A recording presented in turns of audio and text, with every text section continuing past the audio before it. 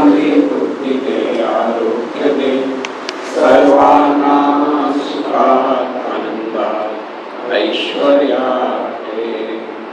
सर्वांचं भलं कर, कल्याण कर, रक्षण कर आणि तुझे गोड नाम मुखात खंड राहू दे.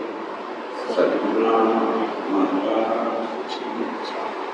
सद्गुरु कैमावजी मातोश्री माईंना प्रथम कृतज्ञपूर्वक वंदन.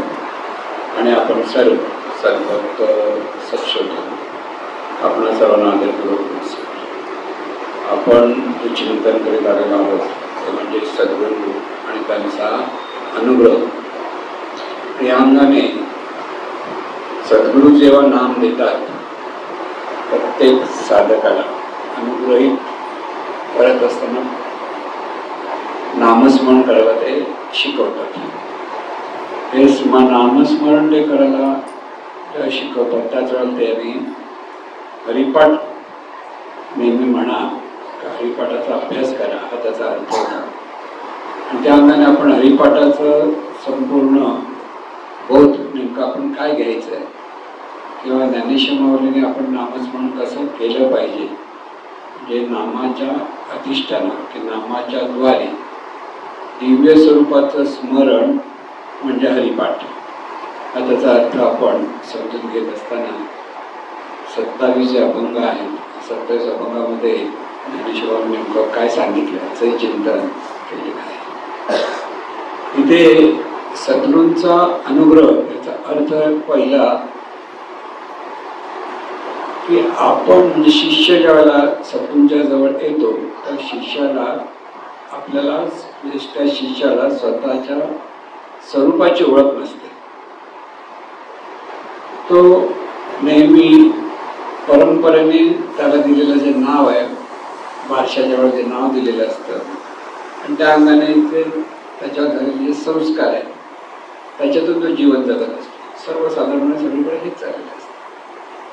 पण सद्गुरूंजवळ आल्यानंतर सद्गुरू त्याला तो नेमका कोण आहे की त्याच्या सत्य जी वस्तुस्थिती आहे तिकडे लक्ष देणं, लक्ष वेधण्याचा प्रयत्न करत असतात.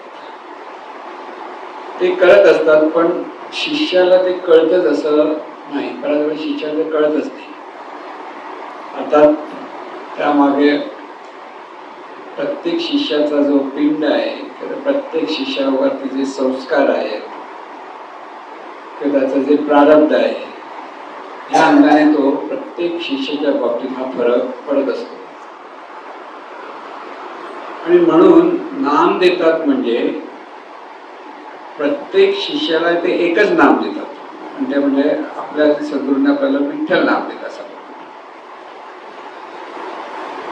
हे जे विठ्ठल नाम घ्यायला सांगतात म्हणजे काय, ते विठ्ठल आपण आहोत ते आपल्याला सांगतात. तू विठ्ठल आहेस. प्रत्येक साधकाला तेच सांगतात. प्रत्येक विठ्ठल आहे म्हणजे नेमकं काय हा प्रश्न पडला. पण आपल्याला प्रश्न पडत नाही. विठ्ठल याचा अर्थ तू स्वतःला जे तुझ्या नावाच्या, गावाच्या, जातीच्या, धर्माच्या संबंधात ओळखतोयस तर तू नाहीयेस. पण ते आकलन होण्याची आपल्याला तेवढी शक्ती नसते, तेवढं ज्ञान नसतं. आणि मग ते म्हणतात तू नामस्मरण कर. नामस्मरण कर म्हणजे सतत विठ्ठल याचा अर्थ तू जे आहेस, जे तत्व सतत आहे त्या सतत असणाऱ्या तत्वाचं तू स्मरण कर. तो सतत कोण आहे आपल्याकडे? शरीर आहे पण शरीर काही परमनंट नाही. काही काळासाठी आहे, काही काळामध्ये शरीर सुटणार. मग आहे कोण? तर आहे म्हणजे आपणच आपल्या बरोबर असतो.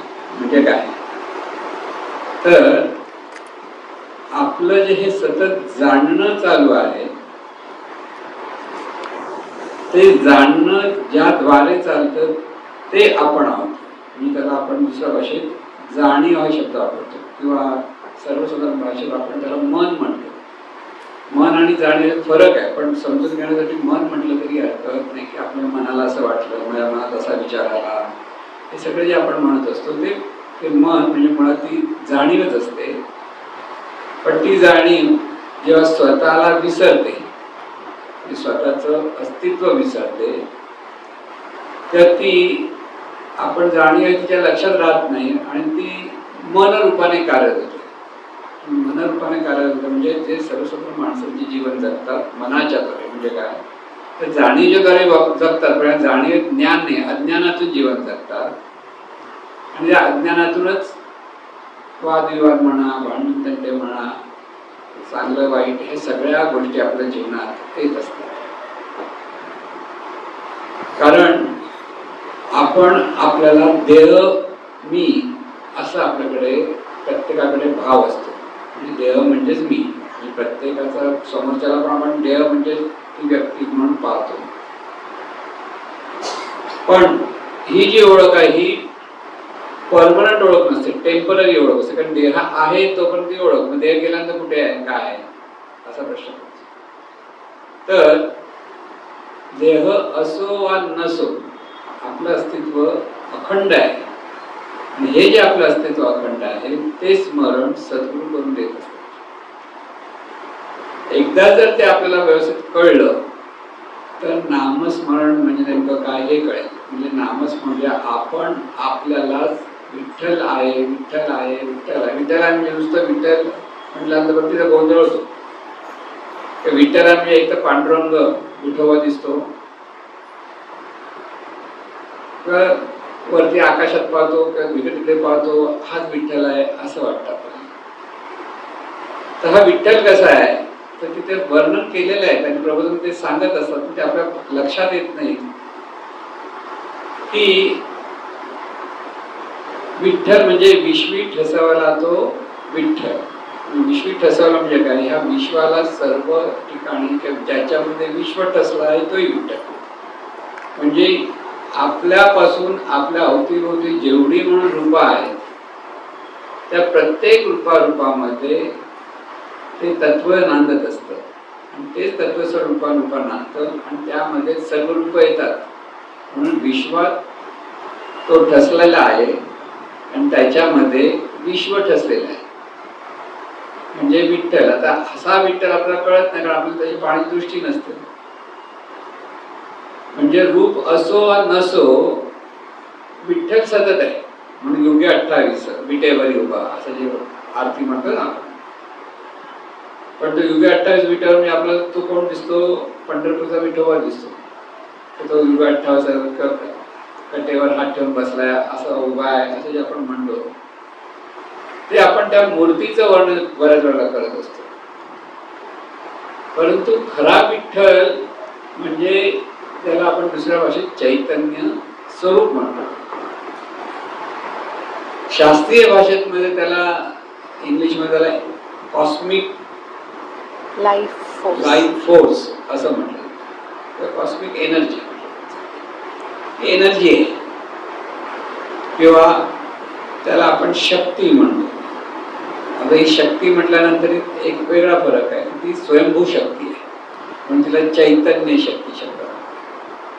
चैतन्य शक्ती म्हटल्यानंतर तिला आकार नाही आहे. त्या चैतन्य शक्ती म्हटलं की या शक्तीला आकार नसतो कोणत्याही शक्तीला. तसं ह्या चैतन्य शक्तीला आकार नाहीये, रंग नाहीये, रूप नाहीये, गंध नाहीये, नाव नाहीये, गाव नाहीये, काही नाही. कारण ती सर्वव्यापी आहे, सर्वत्र व्यापी. आत्ताही ती चैतन्य शक्ती आपल्या अवतीभोवती आहे आणि ह्या चैतन्य शक्तीमध्ये आपण आहोत. हे स्मरण आपल्याला सतत करावं आणि त्यासाठी नामस्मरण की आपण देवात आहोत. देव आपल्यात आहे. सोप्या भाषेत म्हणायचं तर देव कुठे आहे. देव म्हणून ही जी शक्ती आहे दिव्य शक्ती ही आपल्या देहासकट सर्व देहांना व्यापून आहे. आपल्या अवतीभोवती असलेल्या सर्व वस्तू मात्रेला व्यापून आहे किंवा संपूर्ण विश्वाला व्यापून आहे. आणि ती व्यापून असलेली शक्ती आपल्या देहामध्ये ती शक्ती परत कार्यरत आहे. बाहेर आहे, व्यापून आहे, आणि आपल्या ठिकाणी ती कार्यरत आहे. आणि कार्यरत आहे म्हणजे जे जाणणं चालू आहे आपलं तेच त्या शक्तीचं कार्य आहे. म्हणून ती शक्ती म्हणजे मी. हा शब्द विसर म्हणजे मी म्हणता कामा नये. मी म्हटलं मी देह येतो आपल्या ठिकाणी. म्हणून आहे ती शक्ती आहे, चैतन्य शक्ती आहे. आणि ही जी चैतन्य शक्ती किंवा ईश्वरी शक्ती आपण म्हणतो, त्या चैतन्य शक्तीला संतांनी नाव दिलं विठ्ठल. देवाला नाव नाही. म्हणजे ती दिव्य शक्ती, देव म्हणजे परत देव, दिव्य शक्ती. परत एक एक अर्थ समजून म्हणजे परमेश्वर म्हणजे ही अनंत स्वरूप शक्ती आहे, ज्याला आपण परमेश्वर परमेश्वर म्हणून म्हणतो आहोत. ती परमेश्वर हे विश्व निर्माण होण्यापूर्वी नेमकं काय होतं, तर ती फक्त केवळ शक्ती होती, अनंत स्वरूप शक्ती. त्या केवळ एका अवस्थेतली होती. आणि त्याच अनंत स्वरूप शक्तीमध्येच पूर्ण निर्माण झाली. आणि त्याच पूर्णातून सर्व विश्व निर्माण झालं. त्या विश्वामध्ये एक एक एक एक निर्मिती होत होत होत शेवटी मनुष्य देहाच्या अपेक्षेत आता जे आपण आहोत त्या शक्तीचंच रूप आहोत. ही जी अनंत स्वरूप शक्ती आहे तीच आपल्या देहातून, देह रूपाने सुद्धा आणि देहातून सुद्धा जी जाणते आहे ती शक्ती आपण आहोत. आता हे समजायला पुन्हा खूप प्रयत्न करावा, कारण हे समजल्यासारखं वाटलं तरी ते समजल्यासारखं नसतं. कारण जे आहे ते सर्व चैतन्य शक्तीच आहे. म्हणून आहे तो विठ्ठलच आहे, आहे ती ईश्वरी शक्तीच आहे. हा बोध आपल्याला पुन्हा पुन्हा झाला पाहिजे की इथे प्रत्येक कृती आपल्याला ह्या आपण म्हणून जे आहोत की जी चैतन्य शक्ती आहे, ईश्वरी शक्ती आहे, ती शक्ती ह्या देहातून कार्यरत आहे. म्हणून जे अनंत स्वरूप आहे तेच ह्या देहातून कार्यरत आहे. आणि म्हणून ह्या देहातून ही शक्ती कार्यरत आहे हे सतत स्मरण आपल्याला असायला हवं. सतत म्हणजे परमेश्वराचं स्मरण म्हणजे नेमकं काय आहे. परमेश्वर म्हणजे हा जो देह आहे, ह्या देहातून जे जाणणारे तत्व आहे ती ईश्वरी शक्ती आहे. आणि ती ईश्वरी शक्ती जाणते, देहाचा वापर करते. देह हे एका बाजूनी यंत्र आहे, साधन आहे. त्या यंत्राला चालवणारं जे तत्व आहे ती ईश्वरी शक्ती, आणि त्याला विठ्ठल हे नाम दिलं. आता हे विठ्ठल नाम दिलं म्हणून आपण मी म्हटल्यानंतर तो आहे तो विठ्ठल आहे हा भाव असला पाहिजे. आपण विचार करतो मी म्हटलं की देह मी, म्हणून आपल्या देहाला दिलं नाव आहे ते मी म्हणतो, आणि तिथे आपला गोंधळ होतो. आता देह मी म्हटल्यामुळे काय होतं, देहाच्या अपेक्षेत मी आणि माझं आणि मलाच हवं हे तीव्रतेने आपल्या प्रत्येकाकडे यायला लागतं. आणि त्यामुळे दुसरं आणि आपण त्याच्यामध्ये आपलं दुजेपण यायला लागलं. आणि त्या दुजेपणातूनच मग विकार निर्माण होतो. आणि त्या विकारातूनच आजचं जे जीवन आपण पाहतो प्रत्येक ठिकाणी सगळं विकारातून चाललेलं असतं. म्हणून हे सर्व कळण्यासाठी सद्गुरूंकडे यावं लागतं. सद्गुरूंकडे यायचं ते ह्याच कारणासाठी यायचं असतं. आपल्याला आपलं जे स्वरूप आहे ते स्वरूप स्पष्ट कळलं पाहिजे, आणि त्या ज्ञानातून जीवन जगता आलं पाहिजे. कळलं ना? त्या ज्ञानातून जीवन जगणं फार महत्वाचं असतं. त्या ज्ञानातून आपण जीवन जगत नाही म्हणून गोंधळ आहे. आपल्या वाट्याला आपण म्हणतो दुःख येतं, किंवा आपल्या वाट्याला आपलं चांगलं नशीब, वाईट नशीब, चांगलं प्रारब्ध, वाईट प्रारब्ध, हे सगळं जे आपल्याला येतं ते आपल्या देहभावामुळे येतं. जर ही शक्ती आहे आणि ही शक्ती जर आहे तर तिचं जीवन आनंदमय आहे. म्हणून संत सतत नामस्मरण करतात. म्हणजे स्वतःला आपण म्हणून जे कोणी आहे ते ईश्वरी शक्ती आहे ह्या भावात जीवन जगण्याचा प्रयत्न करतात. आणि त्यामुळे ते शांत असतात, निवांत असतात, सहज समाधानात असतात. आणि हे सहज समाधान मिळवण्यासाठी आपल्याला हा अभ्यास करायचा असतो. म्हणजे नामस्मरण म्हटल्यानंतर नाम घेताना कुठे पाहायचं, जिथे हे स्फुरत, जिथे मी मी असं जे आपल्याला वाटतं ते खरं स्फुरण आहे, आणि ते स्फुरण दिव्य आहे. त्या स्फुरणाला नाम दिलाय विठ्ठल. म्हणून जिथे उठे मीचे स्फुरण तिथे घडावे विठ्ठल स्मरण, असं जे सांगतो. म्हणजे विठ्ठल म्हणताना कुठे पाहता आलं पाहिजे?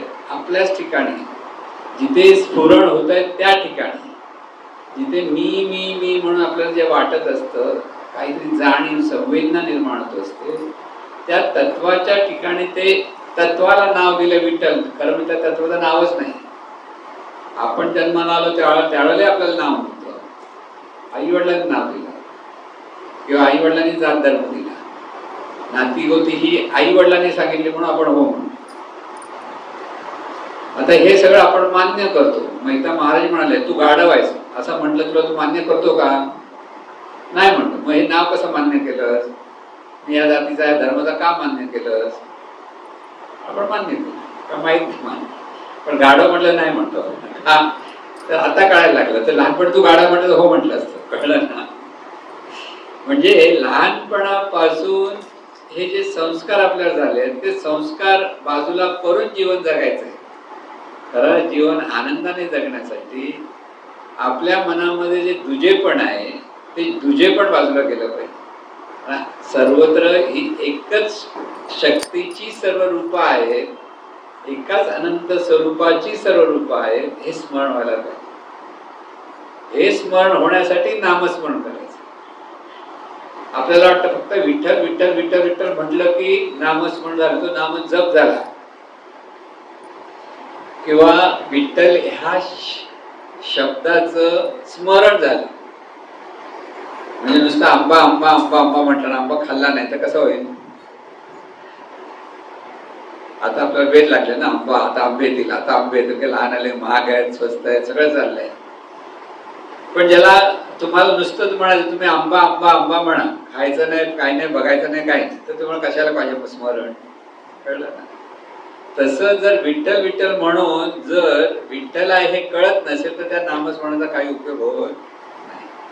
पण हे कळण्यालाच कठीण आहे. कारण हे सगळं असं शास्त्र जीवनाचं आहे, हे आपल्याला कळत नाही. म्हणून सद्गुरूंची नितांत आवश्यकता असते प्रत्येकाला.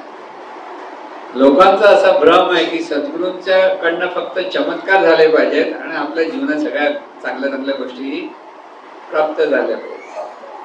पण सगळ्या गोष्टी प्राप्त होण्यासाठी आपल्याला आपलं कर्म सुधारलं पाहिजे, आपले विचार सुधारले पाहिजेत, आपलं आचरण सुधारलं पाहिजे. हे लक्षात येत नाही. आपलं कर्म सुधारल्याशिवाय आपण सुखी होणार नाही. सद्गुरू आपल्याला मार्गदर्शन करतात ते कर्म सुधारण्याचं. पहिलं स्मरण सुधारण्याचा अभ्यास करतात, नंतर स्मरणातून पुन्हा ते आचरण कसं केलं पाहिजे, विचार कसे केले पाहिजे, बोललं कसं पाहिजे, लोकांशी संवाद कसा साधला पाहिजे, हे सांगत असतात. म्हणून दोन गोष्टी आपल्याला लक्षात ठेवता आल्या पाहिजे. प्रथम आपण कोण आहोत हे आपल्याला व्यवस्थित कळलं पाहिजे. व्यवस्थित आधी शब्दाने, प्रत्यक्ष अनुभव बाजूला, पण पहिला ती शब्दाने ते कळलं पाहिजे की शरीर आहे हे सत्य आहे, पण काही काळासाठी आहे. असत्य वगैरे जीवनविद्या काही सांगत नाही. शरीरही सत्य आहे, हे सगळं विश्व सत्य आहे, सर्व रूपाची सत्य पण सत्य आहे, पण ती काही काळासाठी आहे आणि त्या रूपामध्ये सतत बदल हा होत असतो. आता हा बदल सतत होतो. कुठे होतो? शरीरात होतो. आपल्याला कळलं. तुम्ही 15 वर्षाचे किंवा 16 वर्षाचे जसे होतात तसे आता नाही. कोण आता 30 वर्षाचा आहे, कोणी 40 वर्षाचा, कोण 50 वर्षाचा, ते आहे. ते शरीर पूर्णतः बदललेलं आहे. लहानपणी चांगले मोठे केस असतील, आणखी पुढे गेला केस पण गळालेले असतात, पिकलेले असतात, सगळे रूप बदललं. पण रूप बदललं तरी मी आहे म्हणतो आपण परत. असं नाही म्हणत आहे त्यावेळेला बरं होतं मी आता असं आहे, असं काय वाटत नाही आपल्याला. आता आहे तोही चांगलाच आहे म्हणतो आपण. का? कारण हे जे जाणणारे तत्व आहे त्या जाणणारे तत्व तसंच आहे. त्याला काय वय नाहीये, त्याला म्हातारपण येत नाही. म्हातारपण कोणाला येतं? शरीराला येतं. कारण ते शरीरात बदल जे घडतात त्या बदलाला आपण म्हातारपण म्हणतो. आणि हे जे परिवर्तन आहे हे इतकं असून सुद्धा आपलं तिथे लक्ष जात नाही. आपलं लक्ष कुठे गेलं पाहिजे? कारण शरीरामध्ये वयोमानाप्रमाणे की दिसागणिक बदल हा होत राहणारच आहे, फक्त तो चांगला बदल होत राहिला पाहिजे. चांगला बदल म्हणजे शरीर ठणठणीत राहिलं पाहिजे, एवढं लक्षात आलं पाहिजे. जर ठणठणीत शरीर नसेल तर जगण्याला अर्थ राहत नाही. सतत काहीतरी दुखणं आहे, आजार आहे, तर तिथे आनंद राहत नाही. जोपर्यंत शरीर ठणठणीत आहे, आरोग्यशील आहे, तिथे आपल्याला आनंदाने जीवन जगण्यासाठी म्हणजे बऱ्याच गोष्टी आपल्याला प्राप्त होऊ शकतात, हे लक्षात घ्यायचं. म्हणून शरीराचं आरोग्य हे पाहिजेच, पण शरीराचं आरोग्य पाहिजे म्हणून तिथे सतत शरीराचं आरोग्यच पाहिजे हा विचार करायला पाहिजे. शरीराला रोग नको नको म्हणायला. दोन गोष्टी. जेव्हा आपण ज्याचं नको म्हणतो ना ते आपल्या पाठी लागतं. आपली सवय काय, जरासं पुढे दात दुखतोय तो आपण एकटे नुसतं दात दुखतो गपचूप बसत नाही. आपण लोकांना दाखवण्यासाठी दात असा हात ठेवतो. बरं म्हणजे दुखणं म्हणून नाही, लोकांनी बघितलं पाहिजे दुखतंय म्हणून. आणि जितकं दुखण्याचं चिंतन, जितकं दुखण्याचं सांगणं दुनियेला सांगत बसतो, तितकं ते दुखणं वाढतं हे आपल्याला माहित नाही. हे शास्त्र जीवनाचं. दुखणं आहे ते डॉक्टरला सांगणं म्हणतो बरोबर, डॉक्टर जिथे ज्याला औषध उपचार त्याला सांग, बाकी लोकांना सांगत बसायची गरज नाही. तिथे स्वतःला सांगत राहा, ठणठणीत आहेस, अधिक अधिक सुदृढ होत आहे, अधिक अधिक सशक्त होत आहेस, अधिक अधिक आरोग्यशील होत आहेस, अधिक अधिक कार्यक्षम होत आहेस. हे स्वतःला सांगत राहायचं असतं. म्हणजे या शरीराला ते फिडिंग करायचं असतं. आणि जेव्हा आपण हे फिडिंग करतो तेव्हा आपली शरीर प्रकृती व्यवस्थित राहायला लागते. एक महत्वाचा मुद्दा लक्षात ठेवायचा. जरासं कोणीतरी आता मध्ये कोरोना गेला आणि आता नवीन काहीतरी दुसरं काहीतरी आलं, काय नाव त्याचं, आता ते आलं, आपण त्याला काय बघितलेलं नाही कसा रंगरूप आहे, काय एकदम सूक्ष्म व्हायरस आहे, पण पोटात गोळायला लागला लोकांच्या आधीच. अरे बापरे, आता परत आला, आता परत आला म्हणजे तो येतोच. येतो तर येऊ, तिकडे लक्ष देऊ नका. तिथे फक्त व्यवस्थित आपल्याला कसं सांभाळायचं हे जर कळलं सगळं काही व्यवस्थित होतं. प्रत्येक गोष्ट आपल्याला चांगली की वाईट मिळण्यामागे आपलं प्रारब्ध असतं, हे पहिले लक्षात. म्हणजे हे शास्त्र जीवनाचं जे समजून घ्यायचं आहे ना, हे प्रारब्ध येतो कुठून, आपल्याच कर्मातून, बाहेरून कुठून येत नाही. पूर्वायुष्यात केलेलं जे कर्म आहे ते आत्ताच्या आयुष्यात प्रारब्ध म्हणून येतं आपल्या वाटत. हे सगळ्यात उत्तम उदाहरण म्हणजे आपण जे मनुष्य देहाच्या रूपाने जे जन्माला आलो हे आपलं प्रारब्ध आहे. प्रारब्ध कसलं, आपण पूर्व आयुष्यात म्हणजे हा जन्म पूर्वीचा पण आपला जन्म आहे होता, म्हणजे त्या जन्मामध्ये जे आपण कर्म केलेलं आहे, विचार उच्चार आचार ह्या अंगाने, त्याचं ते कर्म त्यावेळेला फळाला आलं नाही.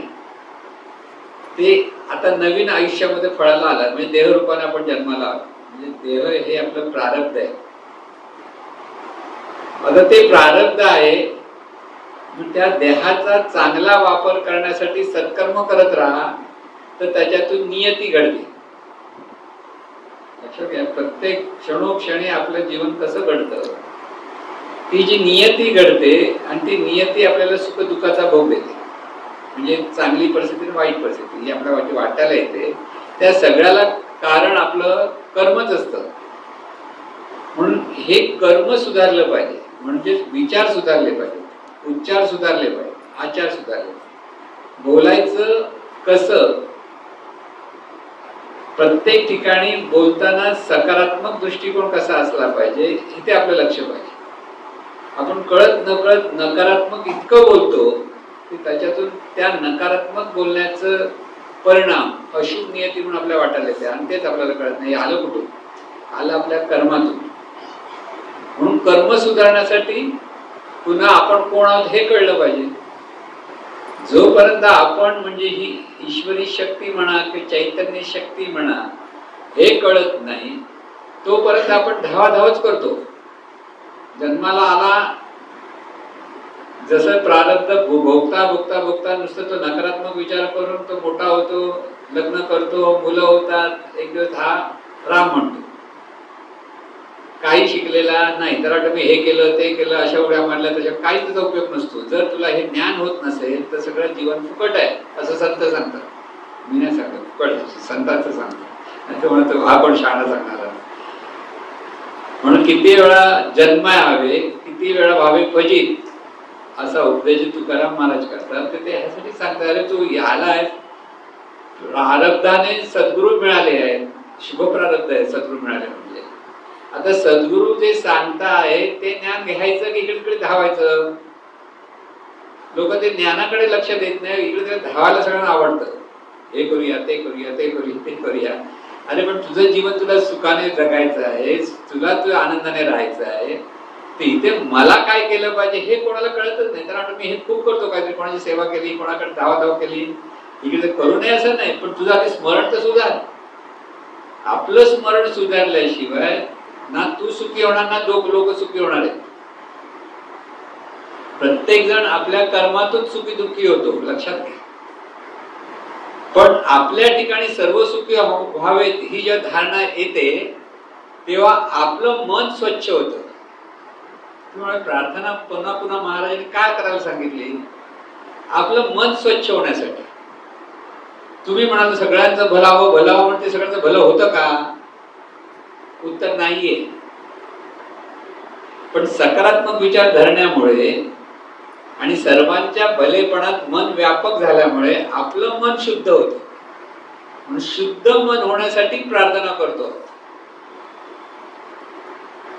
आता इथे एक आणखीन विचार लोकांना, तर आपण सगळ्यांना म्हणून प्रार्थना झाल्यामुळे त्याचं भलं झालं नाही. तुमची प्रार्थना ही तुमच्यासाठीच असते. किती सर्वांसाठी तुम्ही जितकी म्हणाल तितकी तुमच्यासाठी उपयुक्त ठरते. सर्वांसाठी का म्हटलं पाहिजे की आपलं मन व्यापक झालं पाहिजे, मन शुद्ध झालं पाहिजे. की सर्वांप्रती जो आपलेपणा आहे तो आपलेपणा जितका आपल्याला अधिक अधिक वाढत जातो तितकं तितकं मन आपलं व्यापक होतं, शुद्ध होतं आणि त्याच्यातून आपल्याला परत सर्वांचं भलं व्हावं वाटतं. म्हणजे ही जी चक्र आहे जीवनचक्र, ह्या जीवनचक्रामध्ये सगळ्या संतांच्या ठिकाणी जेव्हा ते संतत्व येतं तर ते हेच म्हणतात, सर्व सुखी सर्वभूती संपूर्ण होते. म्हणजे सर्व सुखी व्हावेत ही शुद्ध मनाचं लक्षण आहे. तुम्ही एखादा संत आहे तो म्हणत नसेल सगळे सुखी व्हावेत, तो संत नाही. फक्त मी सुखी झालो पाहिजे हा सर्वसाधारण माणूस म्हणतो. पण सर्व सुखी व्हावेत ही संताच्या आतून आलेली प्रेरणा असते, अंतःकरणातून त्याच्या प्रेरणा असते की त्याच्या जवळ जो येईल तो सुखी झाला पाहिजे. जरी मुखात नाही म्हटलं तरी अंतरात त्याच्यात तोच भाव असतो आणि तसाच भाव आपल्याकडे आला पाहिजे. आपल्याकडे पण हेच झालं पाहिजे की आपल्याला सर्व सुखी व्हावे ते सतत वाटलं पाहिजे. आणि सर्व सुखी म्हणजे सर्व कोण आहेत? तर प्रत्येक शरीरातून हे जे जाणणारं तत्व जे आहे, हे सगळं जाणणारं तत्व एकाच स्वरूपाची विविध रूप आहे आणि म्हणून सर्व सुखी झाले पाहिजे हा भाव आपल्याला असतो. लक्षात घ्या. नामस्मरणातून नेमकं हे परमार्थ कुठे सिद्ध होतो ते लक्षात घ्यायचं आहे. परमार्थ म्हणजे नुसती पूजा अर्चा केली, उपास तपास केलं, रतवाक्य केलं, या सगळ्या कल्पना आहेत.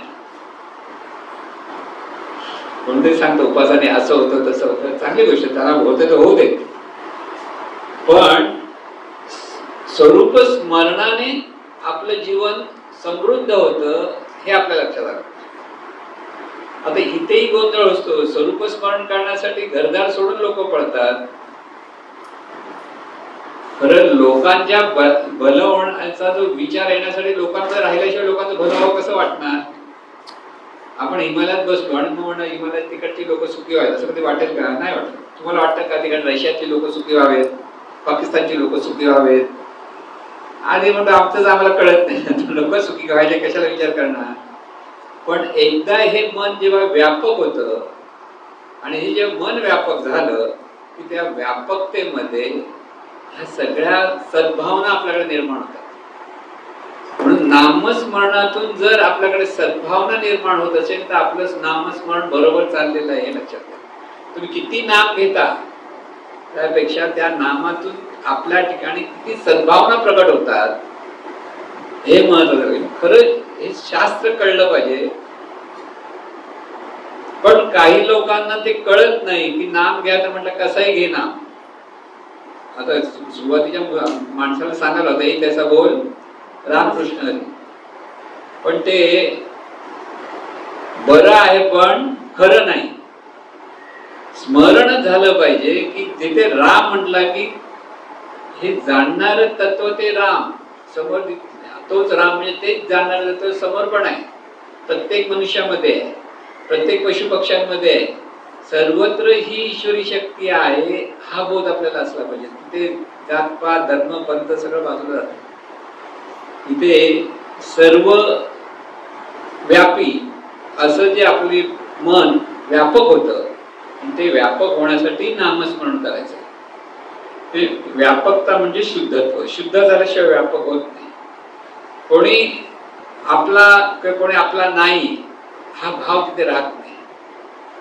कोणी चांगला वागतो आणि कोणी वाईट वागतो, इथेही आपलं जास्त लक्ष राहत नाही. ह्या नामस्मरणातून सर्व सुखी व्हावेत हा एकच भाव तयार होतो. म्हणून सर्व सुखी व्हावे, सर्व सुखी व्हावे हे कळण्यासाठी सद्गुरूने आपल्याला प्रार्थना म्हणा. नाम नाही आलं तरी कमी कमी विचार तर कर, प्रार्थना म्हण, सर्व सुखी व्हावे, सर्व सुखी व्हावे. आता हे सर्व सुखी व्हावे ते पुन्हा पुन्हा म्हणण्यासाठी तिथे आपल्याला पुन्हा पुन्हा प्रार्थना म्हटली पाहिजे की ते अंतर्मनात मुरली पाहिजे, म्हणून पुन्हा पुन्हा म्हणा. पण आता पुन्हा पुन्हा म्हणून जर ते अंतर्मनात मुरत नसेल तर तिथे काहीतरी आपलं चुकतंय हे लक्षात घ्या. परत ती एक एक गोष्टी ही लक्षात घ्या की इथे प्रत्येकाकडे पाहिलं की तो सुखी व्हावा, त्याचं भलं व्हावं, कल्याण व्हावं, हा एकच विचार जेव्हा प्रत्येकाकडे येईल तर जग सुखी होईल की नाही होईल? जग सुखी कधी होणार असा प्रश्न महाराजांनी एकदा कोणीतरी प्रश्न विचारला. तुम्ही जी प्रार्थना म्हणता हे जग सुखी व्हावे म्हणता, तर जग सुखी होईल का अशा पद्धतीने? महाराज म्हणाले प्रत्येकाने म्हटलं तर होईल. प्रत्येकाने जर आपण आता एवढे सगळे जण आपण प्रत्येकाकडे पाहताना याचं भलं होते भलं होते भलं होते भलं होते म्हटलं, प्रत्येकाला हेच म्हणाला तर सगळ्यांचं भलं झालं की नाही? पण एकाने म्हटलं आणि बाकीच्याने काही नाही म्हटलं तर ते होणार नाही. म्हणून त्याने उदाहरण छान सांगितलं महाराजांनी की जर आपल्याला गाव स्वच्छ करायचं असेल तर एकच माणूस बिचारा झाडू मारत बसला अख्खा वर तरी मरेपर्यंत गाव स्वच्छ होणार नाही. मग गाव स्वच्छ व्हायचं तर काय? प्रत्येक घरातल्या माणसाने आपलं घर स्वच्छ करायचंय, पण तो घराचा कचरा बाजूला नाही टाकायचा, तो एका ठिकाणी बाजूला येऊन टाकायचा आहे की सगळ्या तिकडे बाजूला गेलो तो कचऱ्याची विल्हेवाट लावायचं. हे जर कळलं तर अख्खं गाव स्वच्छ होतं. प्रत्येकाने आपलं घर स्वच्छ करा, थोडं आजूबाजूचा परिसर स्वच्छ केला तरी घर स्वच्छ, अख्खं गाव स्वच्छ होतं. तसं आपली सगळी मनं जर स्वच्छ व्हायची असेल तर प्रत्येकाने स्वतः प्रयत्न केला पाहिजे. आणि तो प्रयत्न कसा करायचा की आपल्याला हे दिव्यत्वाचं स्मरण साधायचं आहे, आणि त्या दिव्यत्वाच्या स्मरणातून आपलं मन स्वच्छ होणारच. त्याचबरोबर प्रत्येकाला ती प्रेरणा मिळायला लागली तर प्रेरणेतून सगळी माणसं सुखी होतात. थिअरी बरोबर वाटते पण प्रॅक्टिकल चुकतं. कारण प्रत्येकाला ती इच्छाच होत नाही, प्रत्येकाला ते ज्ञानच होत नाही की हे आपल्याला असं केलं पाहिजे. प्रत्येकाला वाटतं मीच सुखी झाला पाहिजे, इथे देवभाव मीच बरोबर आहे, मीच सुखी झाला पाहिजे, माझंच चांगलं असतं, हे जर प्रत्येकाची भावना असते. आणि ह्या भावनेतून पलीकडे जाण्यासाठी आपण सद्गुरूंचा अनुग्रह घेतला. सद्गुरूंचा अनुग्रह तो ह्यासाठी घ्यायचा आहे की आपल्याला आपलं मन स्वच्छ करायचं. जेव्हा मन शुद्ध होईल तर शुद्ध मनाला या सगळ्या गोष्टी प्राप्त होतात. म्हणून सुरुवात कुठून करायची? नामस्मरणच. ती आहे ती ईश्वरी शक्तीच आहे. ही जी ईश्वरी शक्ती आहे तिथे आता हे ज्ञान झालं, त्याला आपण सोप्या भाषेत जाणीव म्हणतो. आहे तो देवच आहे म्हणालाही काही हरकत नाही. तो आता देव मुळात तो देव आहे पण आता तो जीव आहे. मुळात तो शिव आहे पण आता तो जीव आहे. जीव का? कारण त्याला कळत नाही आपण कोण आहोत. म्हणून आधी आपण कोण आहोत हे कळलं पाहिजे. हे कळल्यानंतर ते पुन्हा पुन्हा त्या स्मरणात राहण्याचा प्रयत्न केला पाहिजे. आणि पुन्हा पुन्हा प्रयत्न करण्यासाठी मनातल्या मनात हे स्मरण पुन्हा पुन्हा धरलं पाहिजे. म्हणून शब्द कोणताही असो पण हे जाणणार तत्व आहे तिथे आपलं सगळं लक्ष असलं पाहिजे. त्याला तुम्ही राम म्हणा, विठ्ठल म्हणा, रामकृष्ण गोविंदा म्हणा, काही म्हणा, जे वाटतं की बजरंग बली म्हणा, काही म्हणा, पण बजरंग बली म्हटलं की आपल्याला तो गदाधारी हनुमान दिसतो. पण खरं कुठं बघायचं असतं, आपल्याच ठिकाणी ही जी जाणणारी जी शक्ती आहे, ह्या शक्तीचं सगळं जीवन आहे. ही शक्ती प्रत्येक काही काळ ह्या देहातून कार्यरत राहणार आहे, पुन्हा हा देह सुटणार आहे, ही शक्तीच सोडणार आहे. दुसरं कोण बाजूला करायला येत नाही. तिथे यमही येत नाही की कोणी येत नाही. त्या सगळ्या कल्पना आहे. नाही तर यम येतो म्हणून लोक आजारी पडायला की त्यांना यम दिसायला लागतो. बघा तू येतोय असं काय काही लोक म्हणतात. ते संस्कारातून येतोय तो म्हणतो, तसं काही कोणी येत नाही. हे अंतर्मनच स्वतः देह सोडल्याशिवाय पुढचा प्रवास होऊ शकत नाही. आणि ह्यासाठी सुद्धा प्रारब्ध आणि नियतीचा खेळ चालू असतो. लक्षात घ्या, आपलं जीवन म्हणजे प्रारब्ध आणि नियतीचा खेळ आहे. म्हणजे आपल्या कर्मातून निर्माण होणारा पाप पुण्याचा खेळ आहे. म्हणून आपल्या ठिकाणी जर पुण्य निर्माण व्हायला हवं असेल तर आपल्याला ह्या दिव्यत्वाच्या स्मरणातून जीवन जगण्याचा अभ्यास करावा लागतो. म्हणजे हे सगळं अनुग्रह का घ्यायचा सद्गुरूंचा, तर ह्यासाठी घ्यायचा की आपल्या ठिकाणी जो संकुचितपणा आहे, देहभाव आहे, त्याच्यातून आपण रडतोय, निराश होतोय, चिडतोय, ह्या सगळ्यातून जर आपल्याला सुटका व्हायला हवी असेल तर एकच मार्ग आहे, तो म्हणजे सद्गुरूंच्या ज्ञानाप्रमाणे आपण जीवन जगायचं आहे. म्हणून सद्गुरूंना शरणागत व्हायचं आहे. पण सद्गुरूंना ते प्राप्त झालेलं आहे, तसं आपल्यालाही प्राप्त व्हायला पाहिजे. म्हणून आपल्यासाठी सद्गुरू हा एक आदर्श असतो. प्रत्येक शिष्याचा सद्गुरूच हा आदर्श असला पाहिजे. इतर संतांबद्दल आदर राहणं चांगलंच, वाईट काहीच नसतं. म्हणजे इतर संतांचा आदर करू नका असं नाही. सर्व सद्गुरूंचा आपण आदर व्यक्त केला पाहिजे. पण शरणागत कुठे व्हायचंय? आपल्या सद्गुरू.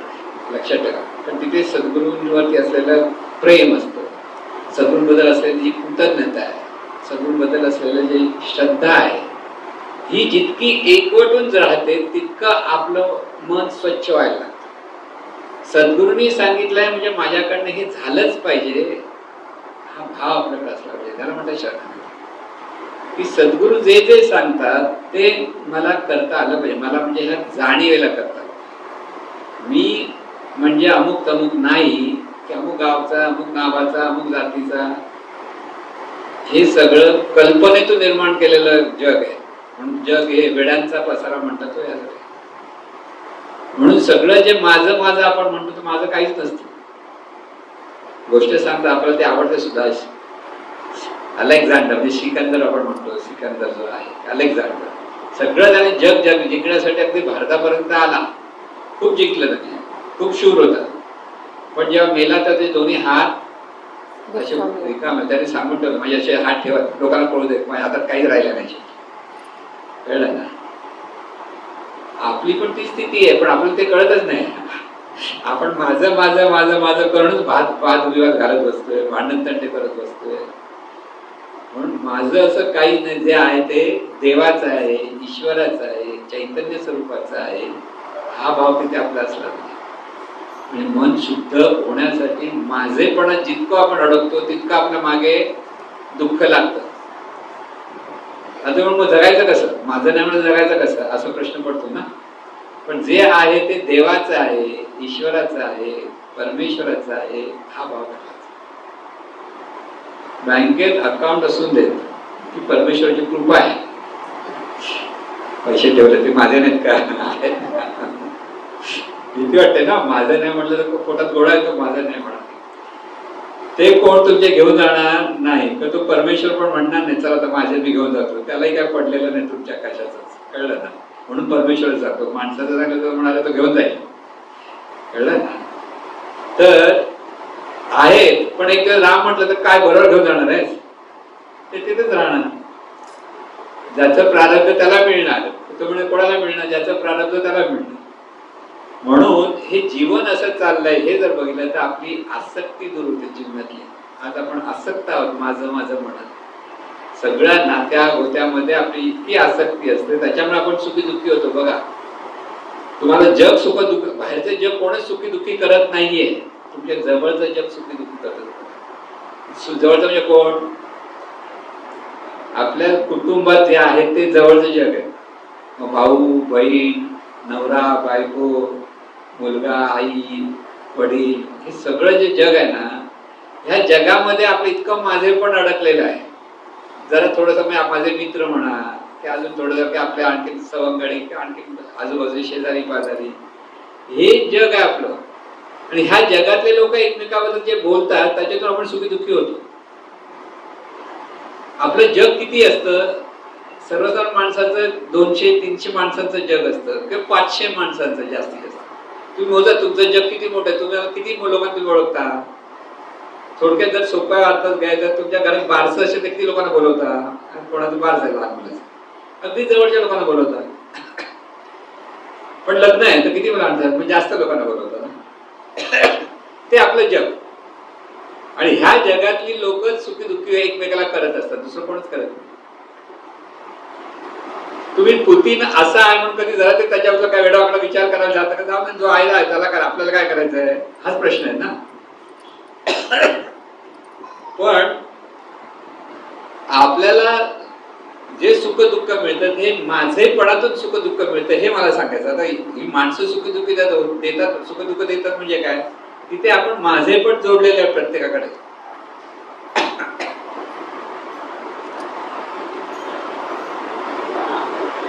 म्हणून माझेपणातून आपल्याला मुक्त होता आलं पाहिजे. लक्षात घ्या, देवाचं स्मरण म्हणजे नेमकं काय, स्मरणात राहायचं म्हणजे नेमकं काय, मला माझेपणातून मुक्त व्हायचं आहे ते म्हणजे स्मरण. स्मरण का पाहिजे? आहे ही ईश्वरी शक्ती आहे, किंवा याला चैतन्य शक्ती, ईश्वर नाही कळत, चैतन्य शक्ती म्हणा. ती पाहते, ओळख कुठे होते, पाहते ना ती शक्ती आहे, ऐकते ती शक्ती आहे, बोलते ती शक्ती आहे, शरीरात चालवते ती शक्तीच आहे. त्या शक्तीला नाव गाव काही नाहीये. माणसाने नाव दिलं, सद्गुरूने आपल्याला नाव दिलं, तो विठ्ठल आहे, की तो राम आहे.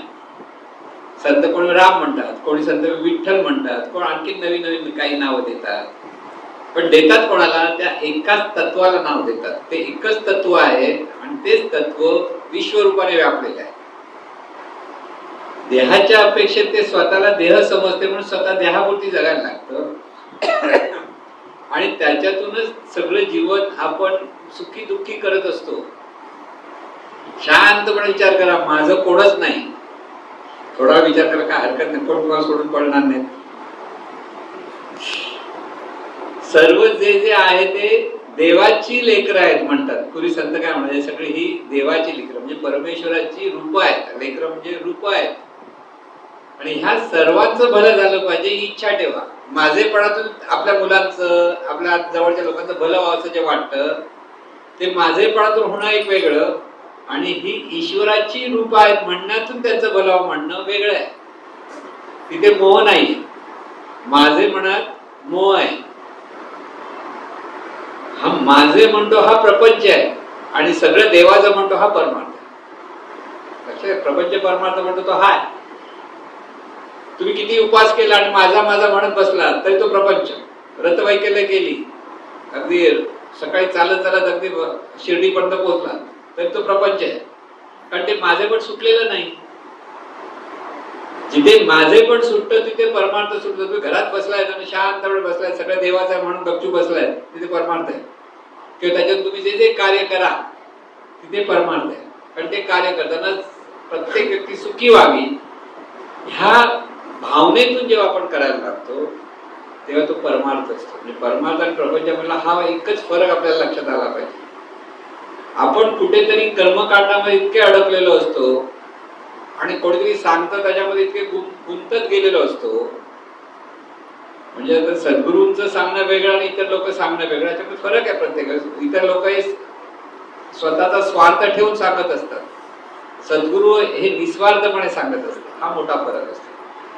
कोणाचं सद्गुरू सांग त्याचं भलं झालं, सद्गुरू म्हणत नाही माझ्यामुळे तू भलं झालं तर आता मला काहीतरी शेअर दे, असं काय होतं का? असं काही होत नाही. त्यांना त्याचं काही पडलं, सुखी झालं ते खुश झाले, तेही सुखी झाले.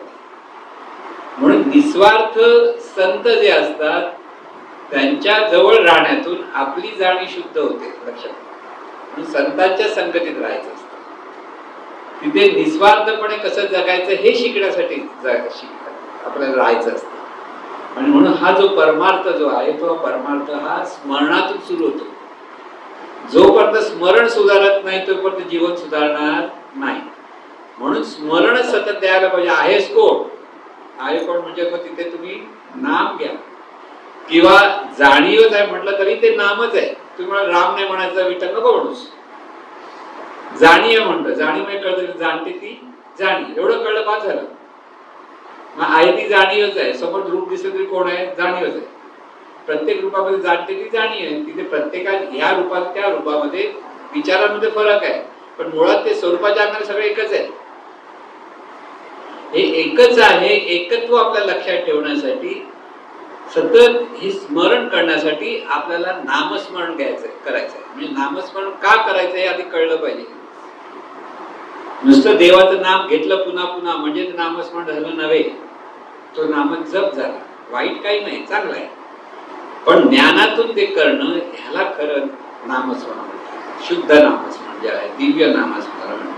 मग ते किती वेळ घ्यायचं, ते अखंड असलं पाहिजे. अखंड म्हणजे अनुसंधान असलं, म्हणजे सहज स्मरण असलं पाहिजे. आहे ती ईश्वरी शक्ती आहे, संपलं. इथे परमार्थाची सांगता झाली. आहे ती ईश्वरी शक्ती सतत भाव जर असेल एखाद्या साधकाकडे, तो मुक्त झाला सुख दुःखापासून, तो सहज आनंदाने राहायला लागेल. तिथे हा भाव आपल्याला असला पाहिजे. त्या भावातून सगळं कर्म करता आलं पाहिजे. कर्म हे केलंच पाहिजे. कर्मापासून मुक्त नाही. जन्माला आला तिथे कर्म सुरू झालं. लहान मुल जन्माला आलं, पहिलं कर्म कोणतं होतं त्याचं, रडायचं कर्म सुरू होतं. रडतं ना. नंतर भूक लागल्यानंतर त्याला भूक लागली सांगता येत नाही, पण रडतं म्हणून कळतं. काही दुखतं तरी भूक तरी लागते. दोन गोष्टी आपण म्हणतो ना, अरे भूक लागल्याची किंवा काहीतरी दुखत असेल असा विचार करतो ना, की इथे हे कर्म सुरू झालं. आणि हे कर्म हळूहळू इतकं वाढत जाणार की त्याच्यातून तुम्हाला ते जर कर्म स्वरूप भावातून नसेल, देहभावातून नसेल, तर तिथे योग्य अयोग्य गोष्टी घडायला लागतात, चुकीच्या गोष्टी घडायला लागतात. आणि त्याच्यातून आपल्याला शुभ प्रारब्ध आणि अशुभ प्रारब्ध आपल्या मागे लागतो. ते शुभ नाही ते अशुभ नियतीचा खेळ चालू होतो. आणि आपण त्याच्यात इतके गुंतून जातो, कधी राम म्हटलं हे समजत येत नाही. परत दुसरा जन्म घ्यायला तयार. कळलं? मग तो कोणता जन्म येईल हे माहीत नाही. म्हणून हे सगळं जीवन असं आहे. म्हणून संत सांगतात, अरे बाबा नामस्मरण कर. आणि हे जेव्हा नामस्मरण कर म्हणायला लागला, तरच आपल्या जीवनाला खरा आनंद आहे. लक्षात ठेवा. हे का करायचं? सद्गुरूंकडे आल्यामुळे नाम म्हणजे स्वरूप, म्हणजे जाणीवच आहे. नाम म्हणजे असंही म्हणत आहे, विठ्ठलच म्हणा की रामच म्हणा. हे नुसते म्हणणारे जे म्हणतात ना, रामच म्हटलं पाहिजे, विठ्ठलच म्हटलं पाहिजे, हे जे आग्रह जे करणारे त्यांना नामस्मरण कळत नाही, हा त्याचा अर्थ. देवाचं स्मरण म्हणजे नेमकं काय कळलंच नाही, म्हणून ते आग्रही होतात. असं केलं पाहिजे. आपल्या सद्गुरूंनी कधी आग्रह धरलेला नाही. त्यांनी जरी विठ्ठल नाम म्हटलं तरी ज्याच्या मुखामध्ये राम नाम येतं त्याला ते म्हणतो रामनामच घे, कारण त्याची सवय झालेली आहे, त्याला नाम. अगदी मी एकदा त्यांच्या बरोबर गेलो होतो ठाण्याला. तर एक नामधारकाच्या घरी गेलो होतो. त्यांचा दुसरा भाऊ तिथे आला. त्यांनी महाराजांना ओळख, हा माझा भाऊ आहे, हा पूर्वीपासून रामनाम घेतो, अशी ओळख करून दिली. आता नामाची खूप आवड आहे, तो सतत राम राम म्हणत असतो. मग त्यांनी अनुग्रह घ्यायला सांगितलं. तर अनुग्रह घेताना सतत काय केलं, तो राम राम म्हण. तिथे ते म्हणाले तू विठ्ठल विठ्ठल म्हण.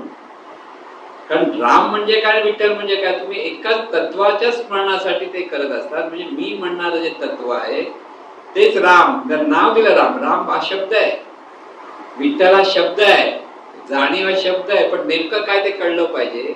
आणि हे कळण्यासाठी आपल्याला हा नामस्मरणाचा अभ्यास केला पाहिजे. म्हणून घरी रोज 20 मिनिटं तरी नामस्मरण करा, असे जे सद्गुरू सांगतात. आपण हळूहळू विसरून पडलेलो. 20 मिनिटं, थोडे 20 मिनिटं तरी बसा, की 20 मिनिटं तरी दिव्य साधना करा. पण 20 मिनिटात ते पूर्ण नाही, सुरुवात म्हणून सांगतात. 1 तास तरी बसलं पाहिजे. 1 तास 1.5 तास ते बसलं पाहिजे. आणि त्या ह्याच्यातून आपल्याला सगळ्या गोष्टी अवगत होतात. सुरुवातीला सांगतात जरासा बस रे, कारण थोडी बसायची सवयच नसतं, तर थोडं बसायला लागतो. त्याच्यात जेव्हा गोडी लागेल तेव्हा ते वाढवावं लागतं. आणि त्या वाढवण्यातून आपल्याला हा सगळा आनंद घेता येतो. म्हणून हा अभ्यास 1 दिवसाचा नाहीये, संपूर्ण आयुष्याचा अभ्यास असतो. किती दिवस करायचा? राम म्हणेपर्यंत राम राम म्हणा,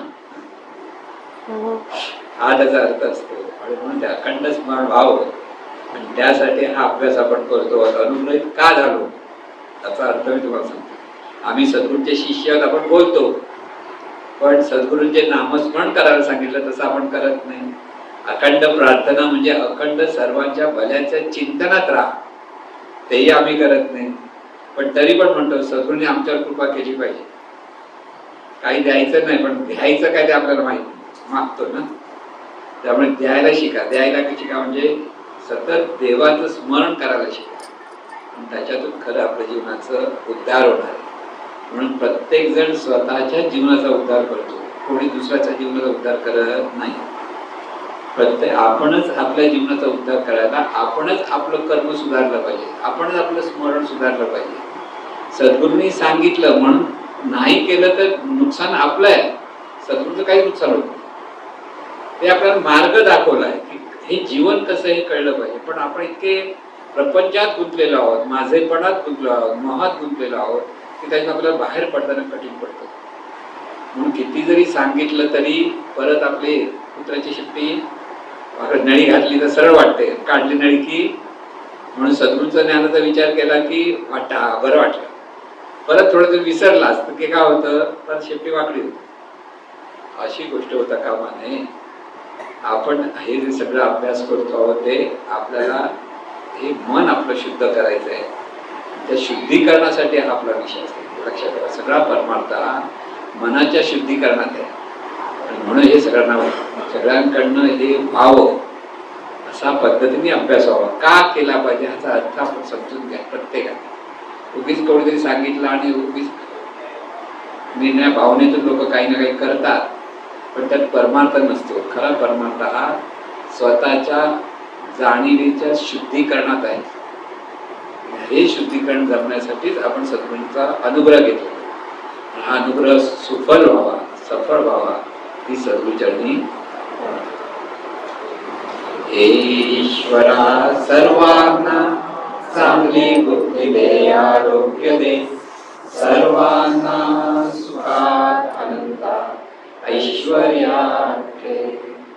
सर्वांचं भलं कर, कल्याण कर, रक्षण कर आणि तुझे गोड नाम मुखात अखंड राहू दे. सद्गुरुनाथ महाराज की